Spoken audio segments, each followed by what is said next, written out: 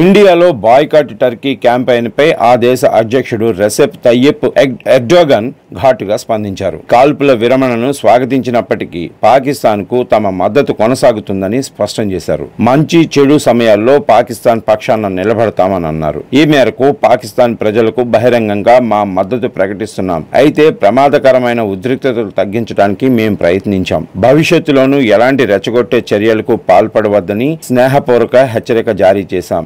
నా ప్రియమైన సోదరుడు షహబాజ్ కు ప్రపంచంలోనే అతి తక్కువ దేశాలు మాత్రమే మద్దతు ఇచ్చాయి. తుర్కీయే పాకిస్తాన్ మధ్య సోదరభావం నిజమైన స్నేహానికి బెస్ట్ ఎగ్జాంపుల్. తుర్కీయే పాకిస్తాన్ శాంతికి మేము చాలా ప్రాధాన్యతనిస్తాం. వివాదాలను పరిష్కరించడంలో చర్చలు రాజీకి ఒప్పుకున్న పాకిస్తాన్ వివేకవంతమైన తెలివిని అభినందిస్తున్నాం. ఎప్పటిలాగే మంచి చెడు సమయాల్లో పాకిస్తాన్ కు మద్దతుగా నిలుస్తామంటూ పోస్ట్ లో రాసుకొచ్చారు. అసలు ఏం జరిగిందంటే యుద్ధ సమయంలో పాకిస్తాన్ కు టర్కీ మద్దతు ప్రకటించడంతో ఇండియాలో టర్కీ ప్రొడక్ట్స్ బహిష్కరించాలనే డిమాండ్ పెరిగింది. ఆ దేశం నుంచి దిగుమతి అయ్యే వస్తువులను బహిష్కరించాలని భారతీయులు స్వచ్ఛందంగా క్యాంపెయిన్ ప్రారంభించారు. బాయ్కాట్ టర్కీ అనే స్లోగన్ సోషల్ మీడియాలో వైరల్ అవుతుంది. ఇండియా వ్యాపారస్తులు టర్కీ యాపిల్స్ ను కాకుండా ఇతర దేశాల నుంచి యాపిల్స్ ను దిగుమతి చేసుకుంటున్నారు. పాకిస్తాన్ కు డ్రోన్లు సహా ఆయుధ వ్యవస్థలను అందించడంపై టర్కీ దేశంపై భారతీయ ప్రజలు తీవ్ర ఆగ్రహంతో ఊగిపోతున్నారు. ఈ క్రమంలోనే టర్కీ అధ్యక్షుడు సంచలన పోస్ట్ పెట్టడం మరోసారి చర్చనీయాంశమైంది.